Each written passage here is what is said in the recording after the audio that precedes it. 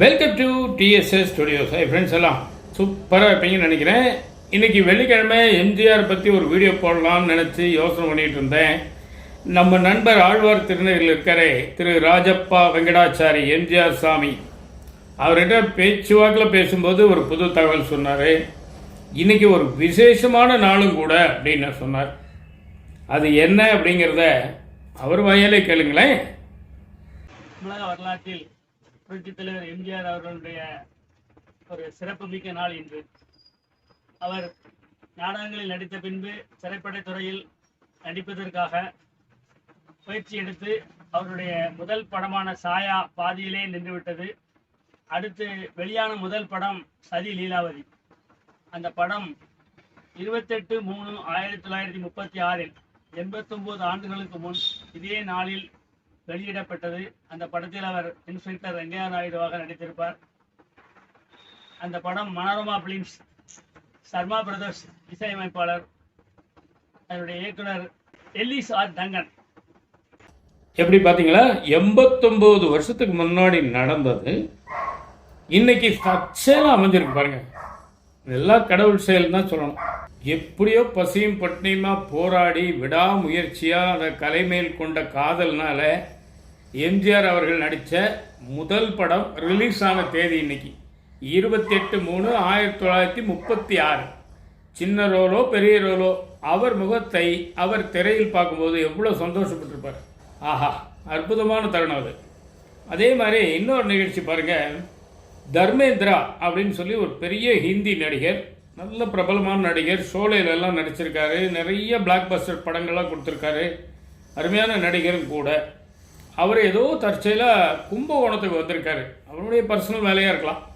அங்கே கும்பகோணத்துலேருந்து பாம்பே போகிறதுக்கு மெட்ராஸில் வந்து இருக்கும்போது இவர் ஒரு விஷயம் கேள்விப்படுறார்.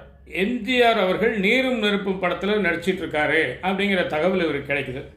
உடனே என்ன பண்ணுறாரு பாருங்கள், பர்மிஷன் கேட்குறார். எம்ஜிஆர்கிட்ட பர்மிஷன் கேட்குறாரு. உங்கள் ஷூட்டிங் நான் பார்க்கலாமா அப்படின்னு கேட்குறார். இதை ஏன் நான் இவ்வளோ அழுத்தி சொல்கிறேன் அப்படின்னா, அவருக்கு இருக்கிற பெரிய ஹீரோங்கிறதுக்கு எந்த ஸ்டுடியோக்குள்ளே போனாலும் சலாம் போட்டு உள்ளே விட்ருவாங்க. ஆனால் அவர் பர்மிஷன் கேட்டு போகிறார். அதுக்கு என்ன தாராளமாக வாங்கலை அப்படின்ன உடனே ஷூட்டிங் பார்க்குறாரு.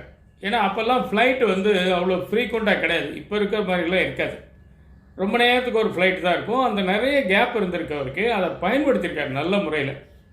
அதுவும் கத்தி சண்டையெல்லாம் போட்டு எடுக்கக்கூடிய அந்த நாள். அதனால் இவர் அந்த சண்டைகளெல்லாம் ரொம்ப ரசித்து பார்த்துட்டு அப்புறம் இடைவேளையில் எல்லாம் உட்காந்து பேசிகிட்டு இருக்கும்போது அந்த கத்தியை நான் கொஞ்சம் தொட்டு பார்க்கலாமா அப்படின்னு கேட்குறாரு. தாராளமாக பாருங்களேன்னு கொடுத்த உடனே பயந்துட்டாராம். என்னங்க உண்மையான கத்தியோடு சண்டை போடுறீங்க அப்படின்னு. ஆமாங்க, நம்ம சண்டை போடுற ஸ்பீடுக்கு அட்டக்கத்தியெல்லாம் எந்த மூளைக்கு, உண்மையான கத்தியில் தான் எப்போவுமே சண்டை போடுறது. அதெல்லாம் லாவகமாக 2 பேருக்குமே நல்லா தெரியும். அதனால் 2 பேருமே ஜாக்கிரதையாக போடுவோம், ஒன்றும் பெரிய ஆபத்து வராது.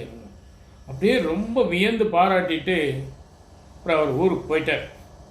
இந்த விஷயம் நீரும் நெருப்பும் படத்துக்கு கிடைச்ச ஒரு பெருமைன்னு கூட சொல்லலாம். எம்ஜிஆரால் தான் மற்றவங்களுக்கு நன்மை நடக்கும், பெருமை கிடைக்குமே ஒழிய மற்றவங்களால பெருமை அடைகிற அளவுக்கு எம்ஜிஆர் இல்லை. அந்த அளவுக்கு அவர் ஏற்கனவே முழு பெருமைகளையும் அதிகமாகவே அடைஞ்சிட்டாருன்னு வைங்களேன். சரி, இன்றைக்கி அந்த விஷயத்தை நம்ம சொல்லிடுவோம் அப்படின்னு நினைக்கும் போது நீரும் நெருப்பும் படத்தை பற்றிய தகவல்கள் நம்ம எம்ஜிஆர் சாமி வர்றார். புட்டு வைக்கிறார். அந்த ஜாதகத்தை கையில் வச்சுருக்காரே ஒழிய அதை பார்க்கவே இல்லை. சும்மா பைஹாட்டாக வச்சுருக்காரு. எல்லாத்தையும் சும்மா பின்றார் பாருங்க. நான் எதுக்கு இடையில. இந்த நீரும் நெருப்பும் படம் புரட்சித் தலைவர் எம்ஜிஆருடைய 111வது படம். நியோ மனோ நீஜா பிலிம்ஸ். அந்த படத்தினுடைய இயக்குனர் நீலகண்டன், அந்த படத்தின் இசையமைப்பாளர் MS விஸ்வநாதன். அந்த படம் 18/10/1971 வெளியானது. அந்த படத்தினுடைய வசனகர்த்தா RK சண்முகம். இந்த படத்தில் புரட்சித் தலைவருடைய ஜோடியாக புரட்சித் தலைவர் ஜெயலலிதா அவர்கள் நடித்திருப்பார்கள். இந்த படத்தில் புரட்சித் தலைவர் அவர்கள் இரட்டை வேடத்தில் நடித்திருப்பார். இந்த படத்தினுடைய சிறப்பு என்னவென்று கேட்டால், MK ராதா அவர்கள் சில வருடங்களுக்கு முன்பு அபூர்வ சகோதரர்கள் என்ற படத்தை எடுத்திருந்தார். அதனுடைய தொகுப்பாகத்தான் இந்த படமும் புரட்சித் தலைவர் அவர்கள் எடுத்தார்கள். இதில் இரட்டை வேடத்தில் அவருக்கு இணைந்து நடிக்கிற காட்சிகளில் அவருடைய உதவியாளர் திரு KP ராமகிருஷ்ணன் அவர்கள் இந்த படத்தில் இரட்டை வேடத்தில் அவரும் ஒருவராக நடித்திருப்பார். இந்த படம் ஒரு பழைய காலத்து ஜமீன்தாருடைய படமாக எடுக்கப்பட்டது. 2 சகோதரர்களுடைய ஒட்டி பிறந்த காரணத்தினால் அந்த சகோதரர்களில் ஒருத்தருடைய உடல் மற்றும் மனநிலைகள் ஒருவருக்கு உள்ளது மற்றொருவரை பாதிக்கும் அளவுக்கு இருக்கும். அதோடு மட்டுமல்லாமல் அவருடைய தாய் தகப்பனை கொன்று அந்த ராஜ்யத்தை பறித்து கொண்டவரிடமிருந்து அந்த ஜமீன்தாருடைய 2 குமாரர்களும் கடைசி வரை போராடி ஜமீனை மீட்பார்கள். இந்த படத்தில் மொத்தம் 6 பாடல்கள் உள்ளன. இந்த படத்திற்கு இசையமைப்பாளர் MS விஸ்வநாதன். நன்றி, வணக்கம். என்ன பார்த்தீங்களா? ஜாதகத்தை வச்சுட்டு என்ன பேச்சு பேசுகிறாரு பார்த்தீங்களா? பிச்சு உதறார. இதாங்க இன்றைக்கி விஷயம். நிச்சயமாக இந்த விஷயம் உங்களுக்கு பிடிச்சிருக்கும்னு நம்புகிறேன். உங்கள் கருத்துக்களை எதிர்பார்க்குறேன்.